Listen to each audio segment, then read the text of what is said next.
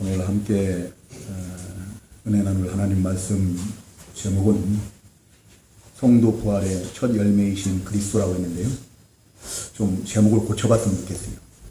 제목이 길어가지고 제가 주부를 만들다 보니까 바로 정하지 못한 거죠.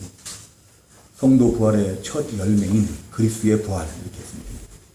성도 부활의 첫 열매인 그리스도의 부활.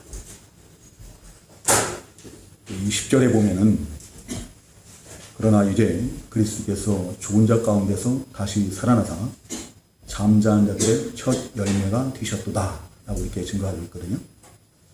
잠자는 자들 예수 그리스도 안에서 믿고 죽은 자들이거든요. 그들의 첫 열매가 되셨다는 거예요. 예수님의 부활이 예수 그리스도 안에서 잠자는 자들의 첫 열매가 되셨다. 그래서 제목을 성도 부활의 첫 열매인 그리스도의 부활 이렇게 정했습니다. 오늘은 우리 성도님들 다 아시는 것처럼 기독교 최대 명절이에요. 오늘이 최대 명절. 여러분 성탄절이 최대 명절이 아니고 추수감사절이 최대 명절이 아니고 이 부활절이 가장 큰 명절이에요. 이 성도님들이 많이 오해들 하고 계시. 성탄절이 더 큰 명절인 줄 알고 있고 추수감사절이 더 큰 명절인 줄 알고 있고 그런데 부활절이 가장 큰 명절이다.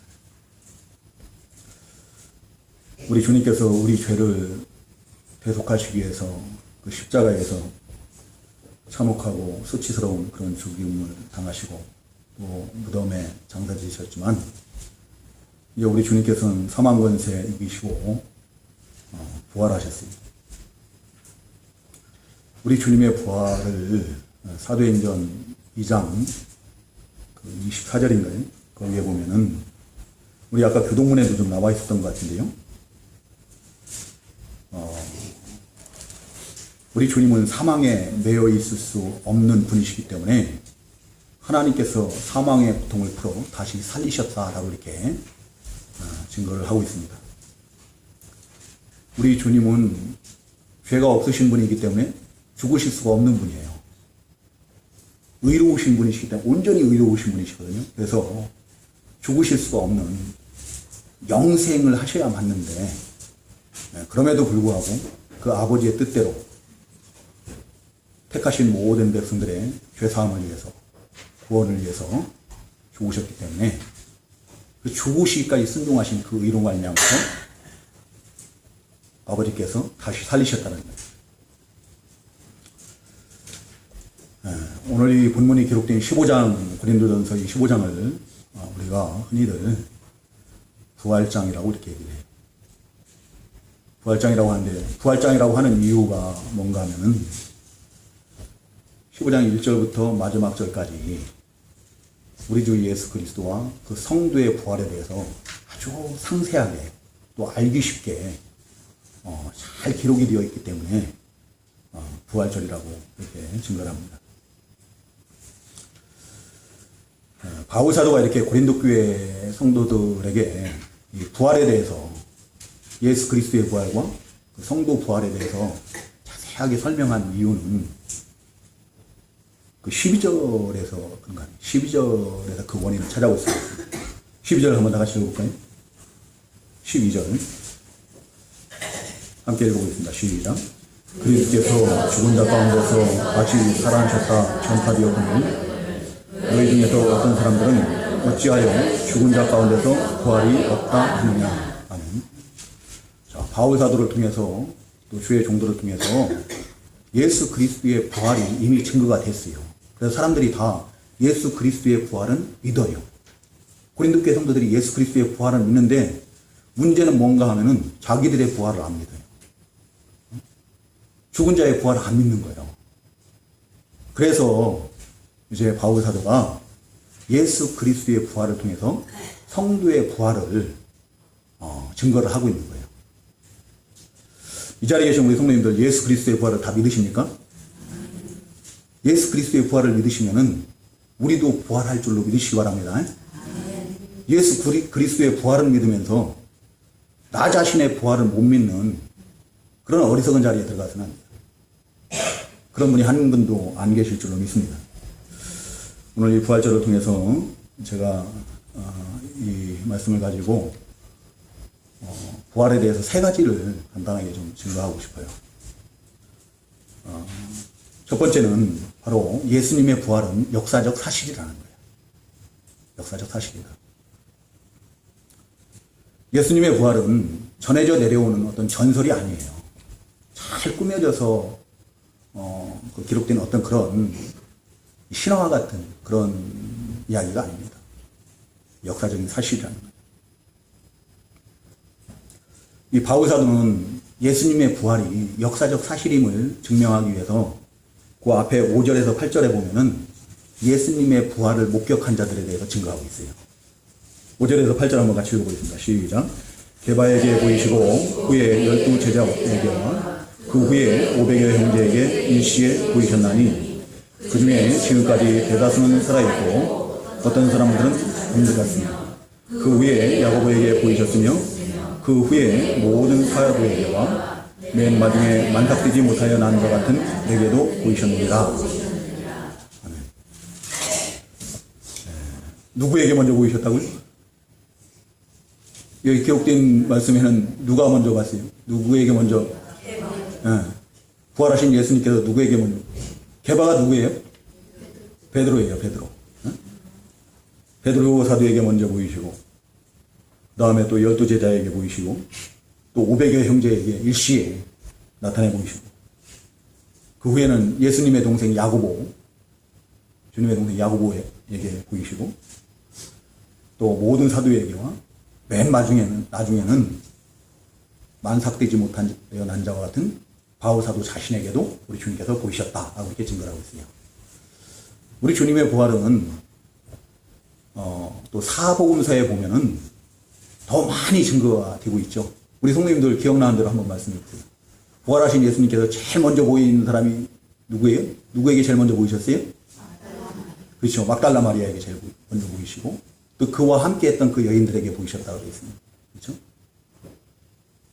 아까 기도 가운데도 그랬었지만 엠마오로 내려가는 그 두 제자에게 나타내 보이시고 동행해 주시고 또 누구에게 보이셨나요? 갈릴리에서 낙향에서 그 고기 잡는 어부들이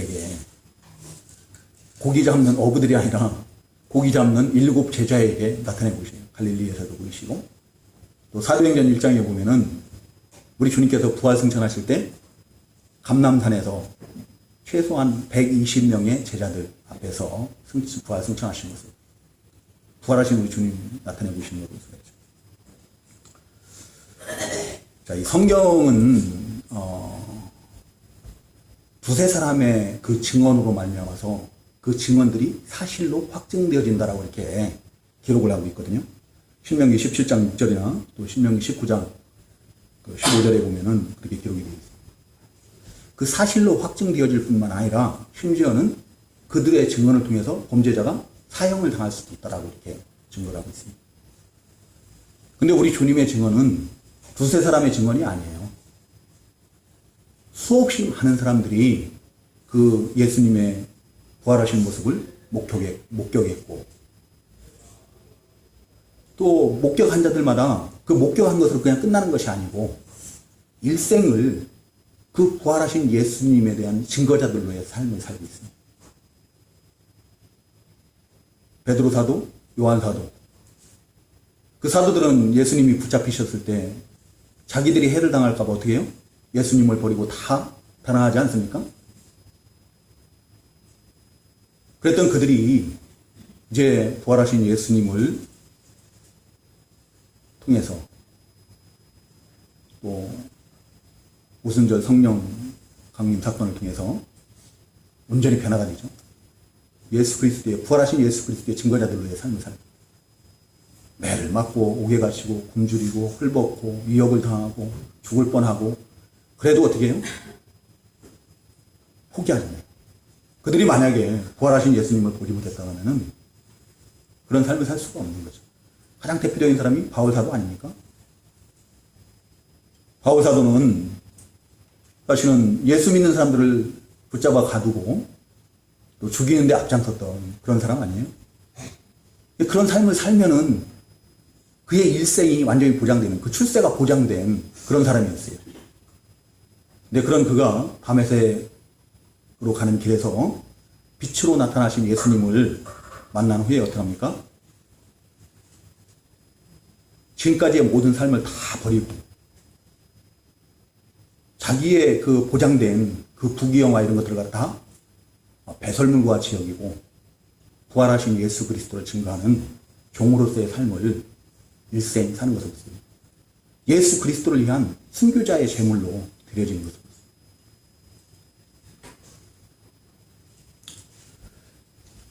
이제 그런 바울 사도가 그 13절에 보면은 뭐라고 증거하고 있는가 하면은 만일 죽은 자의 부활이 없으면 그리스도도 다시 살아나지 못하셨으리라 라고 얘기하는 거예요. 죽은 자의 부활이 없다면은, 그러니까 우리들이 예수 믿는 성도들이 부활하지 못한다고 하면은, 그들에게 부활이 없다면은 예수님의 부활도 예수님의 다시 살아남도 없었을 거라는 거예요. 근데 예수님은 분명히 부활하셨거든요. 그렇죠? 역사적인 사실이란 말이에요. 예수를 믿지 않는 시리아에 가면은 정부 공인 문서에 예수님의 부활이 역사적인 그 책에 기록이 되어 있다는 거예요. 예수님의 부활이 사실인 이상 이제 그 예수님의 부활은 성도 부활의 보증이라는 거예요. 확실한 보증이다. 그것을 20절에서는 그리스도께서 죽은 자 가운데서 다시 살아나사 잠자는 자들의 첫 열매가 되셨도다 라고 이렇게 증거를 하고 있습니다. 여러분들 우리가 첫 열매를 하나 거두면 그 다음에는 계속 이어지는 열매들이 있죠. 그런 것처럼 이제 우리 주님께서 부활의 첫 열매가 되셨기 때문에, 성도들의 부활의 첫 열매가 되셨기 때문에 모든 성도들은 이제 부활이 보증이 된 거예요. 우리 성도님들, 우리 주님의 부활이 우리 성도들의 부활의 첫 열매, 확실한 보증이 되시는 줄로 믿으시기 바랍니다. 네. 예수님은 예수님이니까 부활했지, 내가 어떻게 부활해, 뭐 그런 어리석은 생각들 하지 마세요. 내가 무슨 능력이 있고 그래서 부활하는 거 아닙니다. 자, 그러면 우리가 언제 부활을 하는가? 언제 부활하는가? 언제 부활한다고 그래요? 우리 주님께서 다시 오실 때, 강림하실 때, 재림하실 때죠. 23절 한번 다 같이 읽겠습니다. 23절 시작. 그러나 각각 자기 차례대로 되리니 먼저는 첫 열매인 그리스도요, 다음에는 그가 강림하실 때 그리스도에게 속한 자요. 우리 성경도 더 잘하는 말씀이 데살로니가전서 4장 16절 17절인데요. 그 똑같은 말씀이에요. 데살로니가전서 4장 16절 17절 한번 찾아보시기 바랍니다.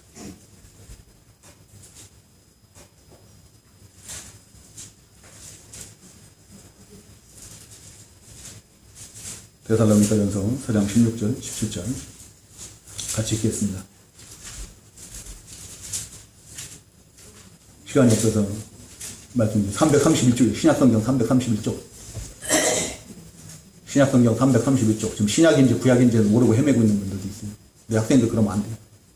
응?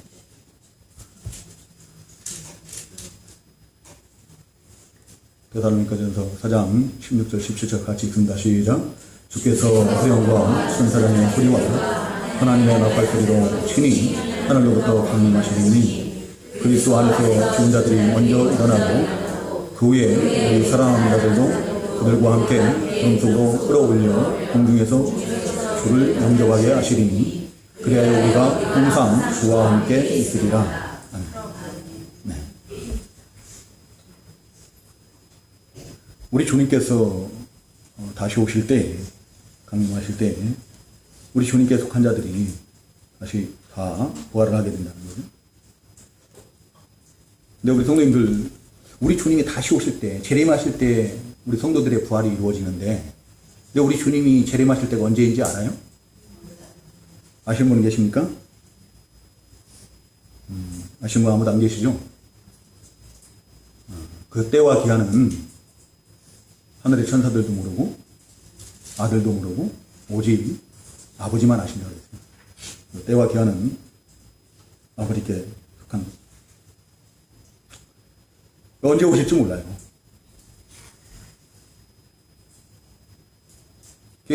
우리 주님의 그 재림을 데살로니가전서 5장 2절에서는 그 주님의 날이 밤에 도적같이 이른다라고 이렇게 표현을 하고 있습니다. 언제 올지는 모르니까 도적같이 이를 것이다.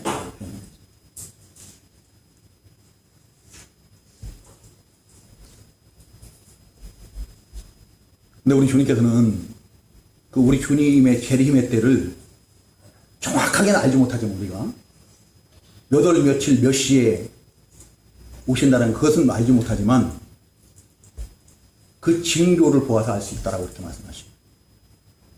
징조를 보아서 우리 성도들이 그 때가 가까웠음을 아십니다. 마태복음 24장 32절 33절에 그렇게 증거하고 있는 것입니다.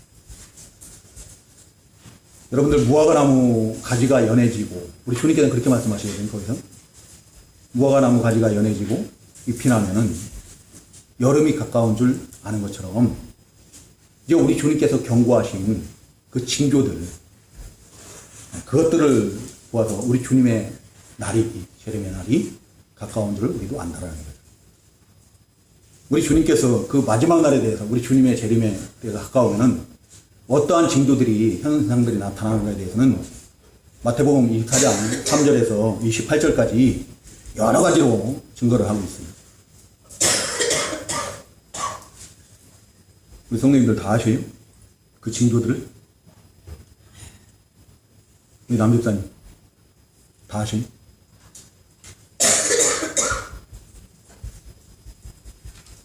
모르면은 예수님의 재림의 때가 가까운지 안 가까운지 알 수가 없는데. 네? 우리 성도님들 시간이 없으니까 여기서 제가 다 말씀을 못 드리는데요. 돌아가셔서 마태복음 24장 3절에서 28절까지의 말씀들을 읽고 숙지하시기 바랍니다.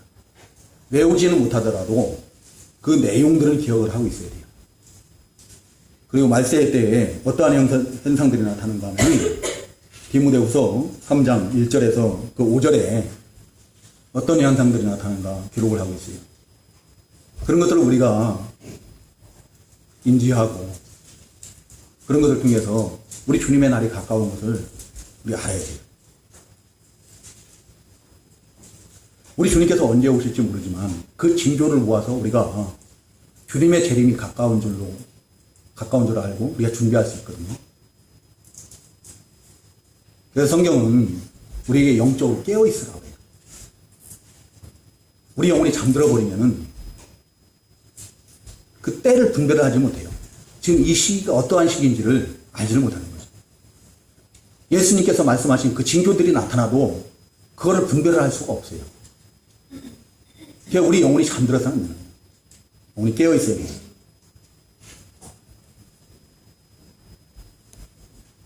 우리는 다 낮의 아들들이고 빛에 속한 자들이에요. 빛의 자녀들이에요. 잠자는 자들은 영적으로 지금 흑암에 속한 자들. 잠자는 건 밤에 자는 것처럼 영적 흑암 가운데 속해 있는 자가 잠자는 거거든요.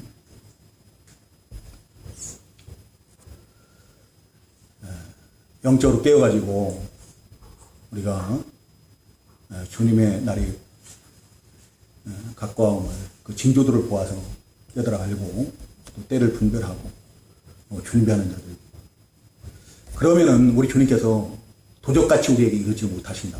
데살로니가전서 5장 1절부터 이렇게 쭉 나오죠. 도적같이 이르지 못한다. 왜냐하면은 영적으로 깨어있는 자들은 예수님의 부활을 확실히 믿거든요.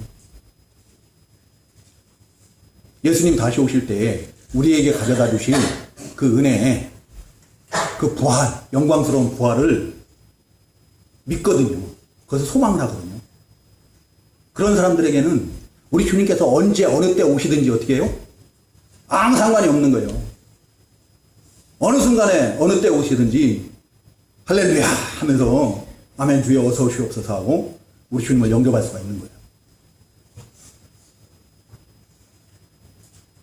근데 영적으로 잠들어버린 자들은, 영적 흑암 가운데 있는 자들은 그 때를 분별하지 못하고 그 어리석은 그 다섯 처녀와 같이 준비하지 못하고 있다가 주님을 영접하지 못하고 맞이하지 못하고 그렇게 됩니다.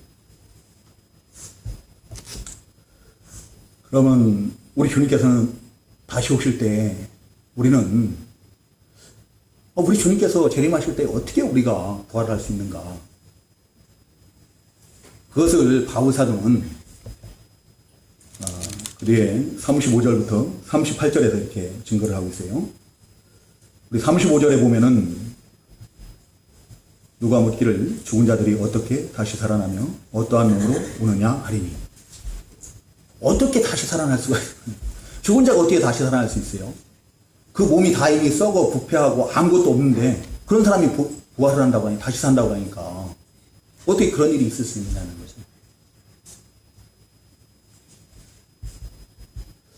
이 자리에 계신 우리 성도님들 가운데도 혹시 그런 생각하고 계신 분들 안 계신가요?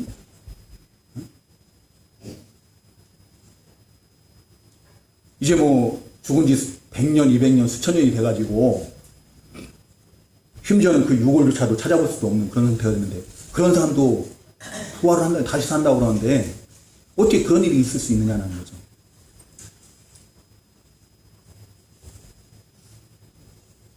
그것을, 그러한 질문에 대해서 바울 사도는 바로 씨 뿌리는 비유를 통해서 설명을 하고 있는 거예요. 우리 성도들의 부활에 대해서. 자, 우리가 씨를 뿌리면은 그 씨가 죽지 않으면 어떻게 돼요? 그 한 알갱이 그냥 그대로 있죠. 근데 그 씨가 죽고 썩어지면 어떻게 됩니까? 그 가운데서 싹이 나와요. 그 뿌려졌던 알갱이하고는 전혀 다른 모습의 싹이 나오고 그 싹이 자라나고 꽃이 피고 열매를, 더 많은 열매들을 맺고 그런 것을 볼 수가 있죠. 우리 부활도 그와 같다는 거예요. 우리의 부활도 그와 같아서 42절부터 44절 한번 같이 읽어보겠습니다. 42절부터 44절 시작. 죽은 자의 부활도 그와 같으니 썩을 것으로 심고 썩지 않을 것으로 다시 살아나며 욕된 것으로 심고 영광스러운 것으로 다시 살아나며 약한 것으로 심고 강한 것으로 다시 살아나며 육의 몸으로 심고 신령한 몸으로 다시 살아나니 육의 몸이 있은즉 또 영의 몸도 있느니라. 아멘. 네. 죽은 자들의 부활도 그 씨와 같다는 거예요. 그 씨, 하나의 그 씨가 죽고 썩어지면은 그 가운데서 싹이 나고 자라나고 꽃이 피고 많은 열매를 맺는 것처럼 우리 성도들이 죽으면은